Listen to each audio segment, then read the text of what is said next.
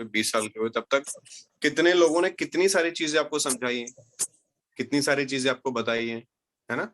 इतने सालों में आपको कितना कुछ लोगों ने समझाया, अपना अपना पर्सपेक्टिव दिया है कि ये दुनिया ऐसी है, ऐसे लोगों से मत मिलो, ऐसे लोगों के पास मत जाओ, ये मत खाओ, ये मत पियो, ये मत करो, वो मत करो। क्यों? क्योंकि उनको जो सही लगता था उन्होंने आपको बताया, उन्होंने अपना पर्सपेक्टिव आपको बताया।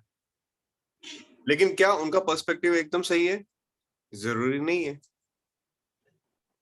लेकिन हम उसको मानने लग गए क्योंकि हमारे आसपास का सराउंडिंग ऐसा था, हमारे आसपास के लोग ऐसे थे।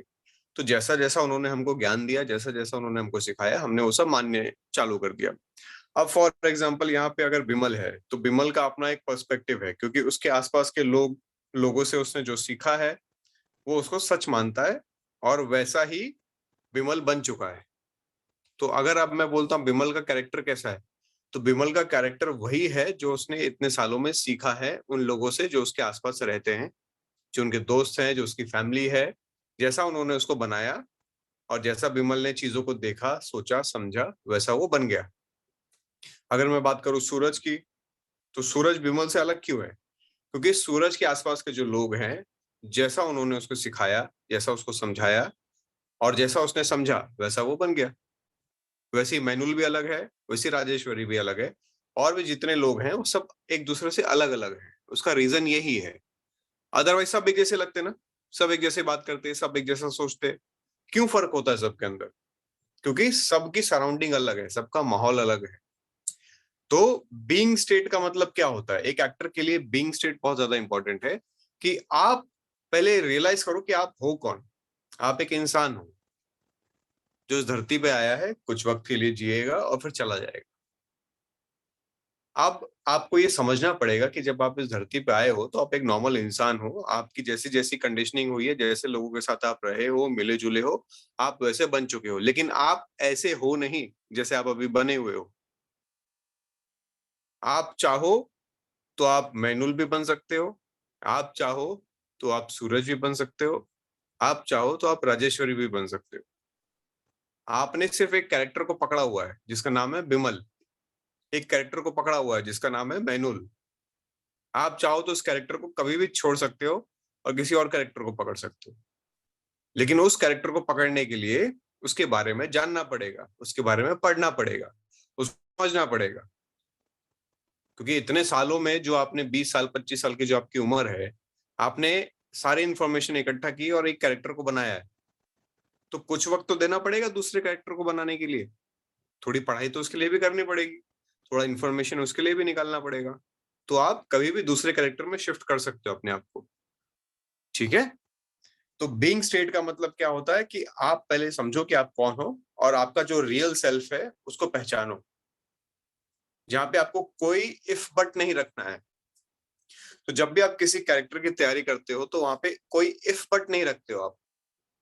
मतलब अगर आप दारू नहीं पीते हो लेकिन वो कैरेक्टर दारू पीता है, तो अब आपको दिमाग में ये नहीं लाना है, अरे यार दारू नहीं पीना चाहिए, मैं तो दारू नहीं पीता हूँ, मेरे घर वालों ने बोला दारू नहीं पीना चाहिए, उससे ये हो जाता है, उससे वो हो जाता है। नहीं, आपको सोचना ही नहीं है वहां पे। आपको उस कैरेक्टर के बारे में सोचना है कि वो कैरेक्टर दारू पीता है। अब अगर वो दारू पीता है तो ये उसके लिए अच्छी बात है, उसको अच्छा लगता है। अब आप वहां पे मैनुअल बन के नहीं सोच सकते।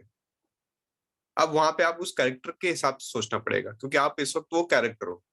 तो जब भी आप कोई कैरेक्टर प्ले करते हो, सबसे पहले आपको अपने बीइंग स्टेट में आना पड़ता है, यानी न्यूट्रल। आप सिर्फ एक इंसान हो। अब आप कोई एक पर्टिकुलर आदमी नहीं हो। हाँ, अब मैं बीइंग स्टेट में आ गया, अब मैं न्यूट्रल हो गया। अब यहां से मुझे किसी कैरेक्टर में जाना है, तो उस कैरेक्टर की जो भी इंफॉर्मेशन है वो मुझे निकालनी है, और वो सच है मेरे लिए। अब मुझे वो सारी इंफॉर्मेशन अपने दिमाग में डालनी है। अब वो दारू पीता है तो मेरा कैरेक्टर दारू पीता है और मुझे दारू पीना अच्छा लगता है।